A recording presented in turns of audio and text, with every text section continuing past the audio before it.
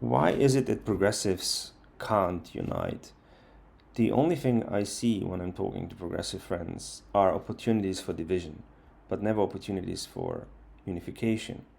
So the moment we pick up on any hot political topic and we figure out that we're disagreeing on it, it seems this is something that has already divided us. It doesn't matter how many other issues we might agree on.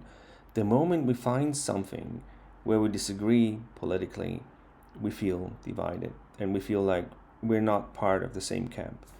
And this doesn't seem to be the case with conservatives. I think conservatives do a much better job at unifying and at social cohesion than progressives do.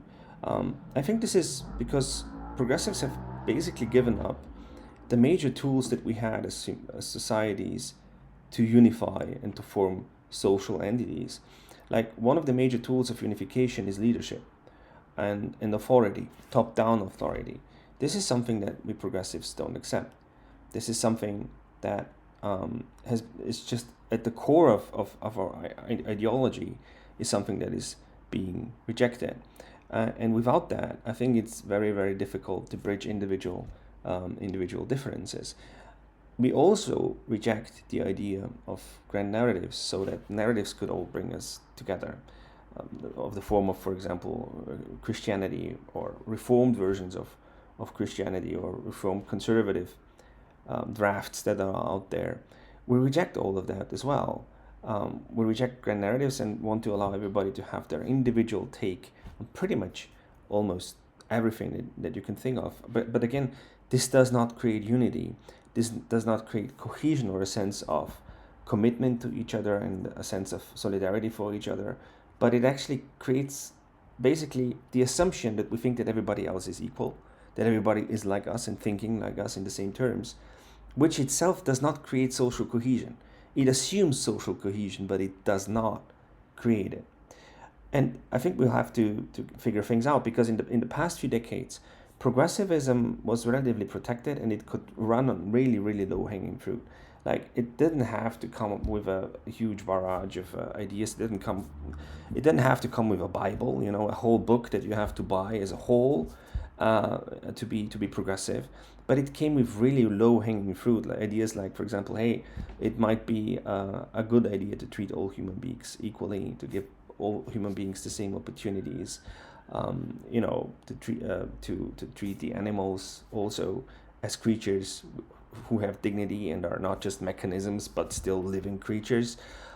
So this stuff was really low hanging fruit, and it didn't take a lot of convincing. And even when it's something that speaks to, I can remember I was, I think, 8 or 9, and I found the idea of thinking about the ecosphere and taking the ecosphere into account in your thinking just plausible. It just made sense to me that, of course, you will think about renewable forms of energy because you want to give to coming generations as much as you've been given by other generations, at least, right? You want to give them the opportunity to have fulfilled lives as well. This is, again, not something that really takes a lot of convincing.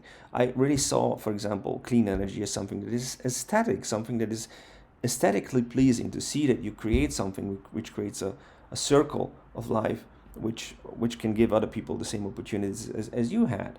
And this doesn't take a lot of ideology. This is simple stuff.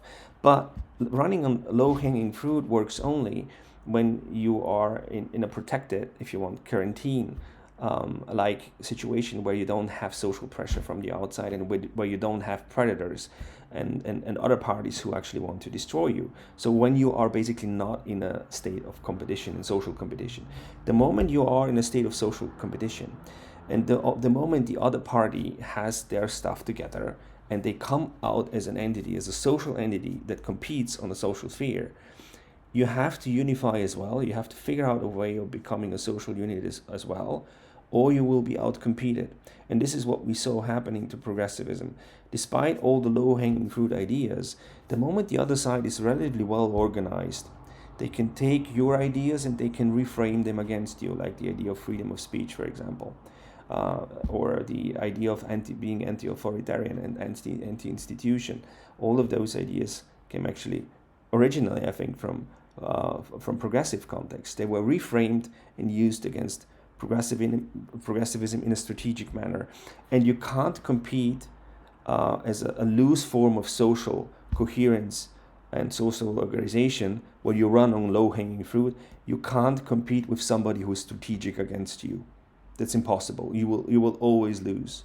Or as Schmachtenberger once put it, non-extractive societies, those who are more compassionate and are, if you want, more integrate more aspects of their environment and care about them, have lost all wars in human history. And that's just the reality of social conflict. And as long as there is no social conflict, and as long as everybody's playing by the rule of lowest hanging fruit, that's fine. Progressivism can exist. But the moment one player steps out and plays a different kind of game, which is a competitive, a rivalrous game, you are not competitive. You're not capable of playing on this level. And progressives have to reform themselves to become capable of being a social entity.